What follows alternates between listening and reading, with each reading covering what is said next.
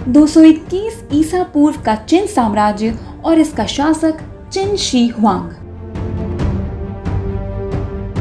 Huang ने 6 राज्यों को भयानक युद्ध में पराजित कर एक एकीकृत चीन का साम्राज्य खड़ा किया।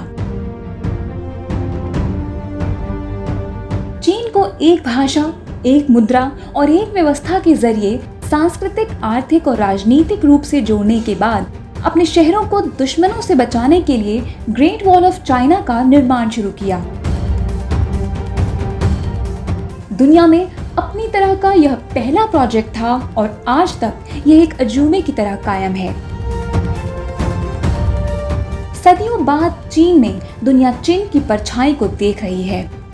शी जिनपिंग ने जब 2017 में खुद को हमेशा के लिए राष्ट्रपति घोषित किया तो दुनिया को पता था कि अब किस तरह का नेतृत्व देखने को मिलेगा। अब जिस तरह चीन भारत में कभी लद्दाख, कभी सिक्किम पर नजरें गड़ाता है, कभी साउथ चाइना सी में अमेरिका से तो कभी सेंकाकू टापू के लिए जापान से उलझता है, उससे सवाल उठता है कि जिनपिंग कहीं देश को चिन्हुआंग की राह पर तो नहीं ले जा रहे। आखिर शी जिनपिंग ने जिस शांजी प्रांत में अपना बचपन बिताया था, उसकी राजधानी शियान चिन शी हुआंग की भी राजधानी थी। जैसे ग्रेट वॉल ऑफ चाइना दुनिया में अपनी तरह का पहला प्रोजेक्ट था, उसी तरह शी जिनपिंग की सुपर पावर बनने की महत्वाकांक्षा बेल्ट एंड रोड जैसे इनिशिएटिव में दिखती है। चीनी शहरों को 5G टेलीकॉम और आर्टिफिशियल इंटेलिजेंस के जरिए स्मार्ट सिटी में बदलना और ज्यादा देशों को चीनी व्यक्ति व्यवस्था का हिस्सा बनाने की कोशिश देश के पहले शासक की याद दिलाती है। चिन शी हुआंग ने जिस लिंक कनाल का निर्माण शियांग और लीजियांग नदी को जोड़ने के लिए कराया था, उसका अहम मकसद सेना तक सप्लाई पहुंचाने का था ताकि दक्षिण पश्चिम एशिया पर प्रभुत्व कायम किया जा सके। शी हुआंग ने अपना साम्राज्य स्थापित करने के बाद नई चीनी लिपि, नई मुद्रा और वजन और लंबाई की नई नाप व्यवस्था लागू की। चीन ने देश में सिविल सर्विस परीक्षाएं, मेरिट पर आधारित व्यवस्था शुरू की, जिससे देश के गरीब परिवारों के युवा भी पढ़े लिखे इलीट वर्ग के बराबर आ सके। इसी तरह हमेशा के लिए देश का राष्ट्रपति बनने के बाद चीन में शी जिनपिंग विचारधारा को प्रमोट किया जाने लगा है। इसमें 3 अहम चीजों पर ध्यान दिया जा रहा है। बिना सैन्य गठबंधन के न्यायपूर्ण तरीके से अंतर्राष्ट्रीय संबंध बनाना, पश्चिमी सभ्यता की जगह चीनी मूल्यों को बढ़ावा देना और अंतर्राष्ट्रीय मुद्दों में निर्णायक भूमिका रखना, और आखिरी चीन की विदेश नीति को चीन की प्रभुता, अखंडता और विकास पर केंद्रित करना।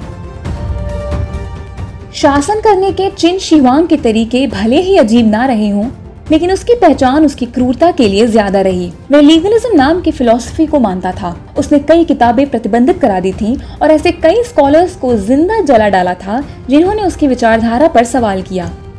कहा जाता है कि वह स्कॉलर्स और इंटेलेक्चुअल्स को लेकर परेशान रहता था और उसे लगता था कि ये लोग समाज पर बोझ होते हैं। आज भी चीन की राजनीति में नेता चीन की बेहतरी के नाम पर उसकी बर्बरता को प्रेरणा बता डालते हैं।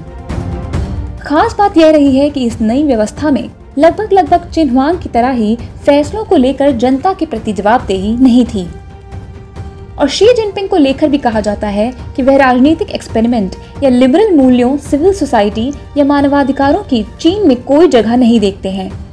नागरिकों पर सर्विलांस करने और मानवाधिकार का उल्लंघन करने के आरोप भी चीन पर लगते रहे हैं। कोरोना वायरस की उत्पत्ति और चीन के बाद पूरी दुनिया में इसके फैलने को लेकर भी कई सवाल खड़े हुए हैं। आखिर क्यों डॉक्टर ली वेनलियांग के अलर्ट करने के बाद एक्शन लेना तो दूर, उन्हें ही सजा भुगतने को मजबूर होना पड़ा। कुछ चीनी न्यूज पोर्टल्स ने आरोप लगाया है कि उनकी रिपोर्ट्स को छपने नहीं दिया गया या हटने को मजबूर कर दिया गया। चिन शी हुआंग की बर्बरता की गवाह है शांजी प्रांत में खुदाई में निकली टेराकोटा आर्मी। चिन ने इसे इसलिए बनवाया था ताकि उसके मरने के बाद भी दुश्मनों से उसकी रक्षा की जा सके।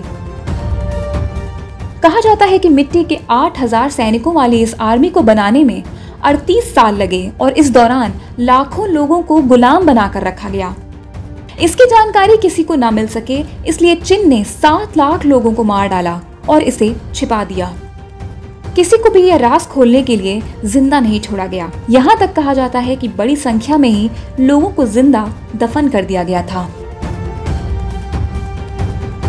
शी जिनपिंग के राष्ट्रपति रहते हुए चीन के घरेलू हालात और अंतर्राष्ट्रीय प्रभाव कैसा होगा, इस पर दुनिया भर की नजरें हैं, खासकर तब जब वैश्विक राजनीति में चीन कूटनीतिक बातचीत या समझौतों की जगह आक्रामक रवैया अपनाता दिख रहा है।